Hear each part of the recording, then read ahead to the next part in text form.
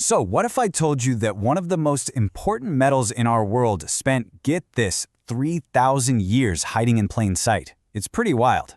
Today, we're going to unmask zinc, a metal with a secret identity that literally shaped empires long before anyone even knew its name.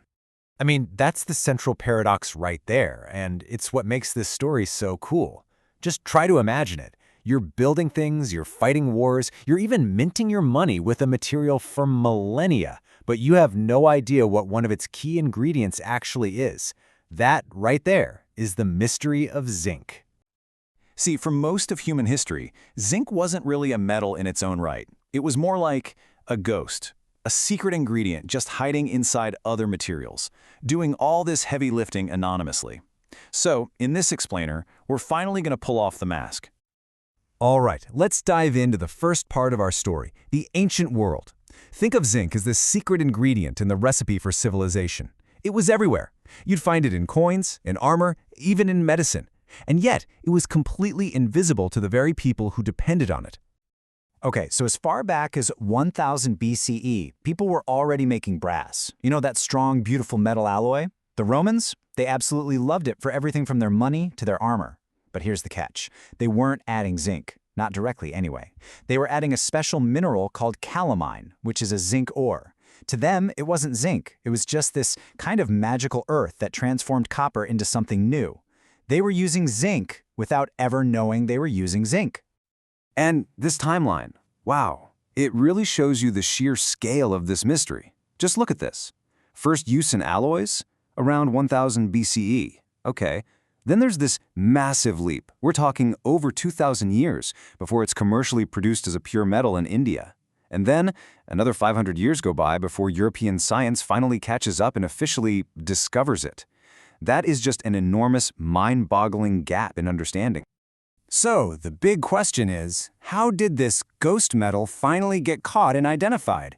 Well, the story of its unmasking doesn't actually start in a European lab like you might expect. Nope.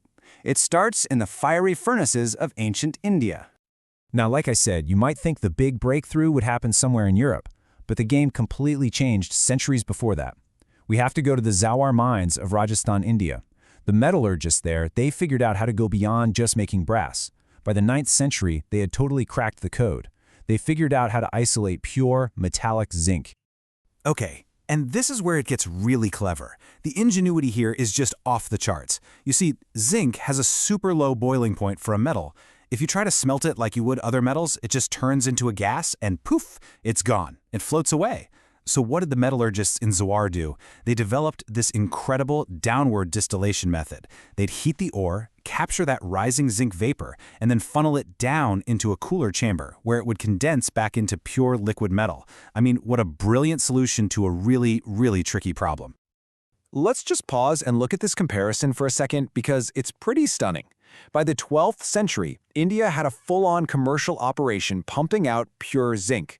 Meanwhile, it took Europe over 500 more years just to isolate it in a lab. This really puts the whole global history of science and technology into a new perspective, doesn't it? So you're probably asking, well, why does this guy Margraf get the credit then? It's a fair question, and the answer is he was the first person to meticulously document the process, to understand its chemical properties, and crucially, to present it to the Western scientific community as its own distinct element. His work is what officially put zinc on the periodic table, even though, yeah, other people have been making it for centuries. Okay, so once zinc was formally identified in Europe, the secret was out. Its cover was blown. The world finally knew what this stuff was, and, more importantly, what it could do. And the timing? It couldn't have been more perfect, because the Industrial Revolution was just about to kick off, and zinc was about to become one of its biggest stars. And this, right here, is zinc's killer app, galvanization. I mean, think about it. Rust was the great enemy of the Iron Age. But by coating iron or steel with a thin layer of zinc, you create this protective barrier. The zinc basically sacrifices itself to the elements, taking the hit so the metal underneath stays safe. This process, galvanization, it changed everything, from simple buckets to massive bridges. And believe me, galvanization was just the start. Zinc's toolkit just exploded from there. Of course, it was still super important for brass, but it was also perfect for die casting. That's when you force molten metal into molds to make all sorts of complex parts. It powered some of the first batteries. It even became a key ingredient in paints and roofing materials. The ghost metal was officially a workhorse of industry.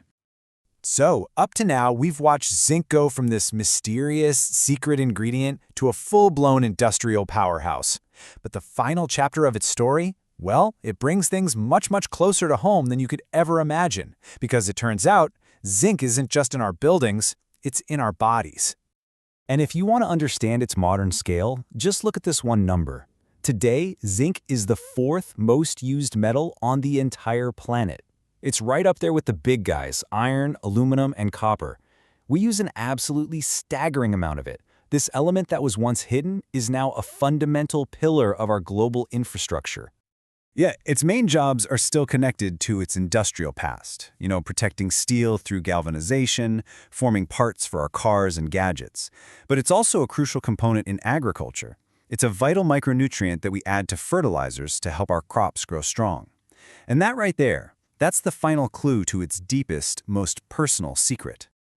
And here it is, the final reveal. Zinc isn't just essential for crops. It's absolutely essential for us. It's a critical micronutrient that helps run our immune systems. It enables hundreds, literally hundreds, of enzymes in our bodies to do their jobs correctly. Put simply, without this metal, we couldn't function. So the ultimate twist in the story of this metal with a secret identity, its final hiding place is us. It's inside every single one of us. The exact same element that the Romans used in their coins, without ever knowing its name, is a fundamental building block of our own biology. How incredible is that? It really makes you wonder, doesn't it? If it took a 3,000-year journey of discovery for something as common as zinc, what other essential parts of our world, our technology, or even ourselves are we looking at every single day, but not truly seeing?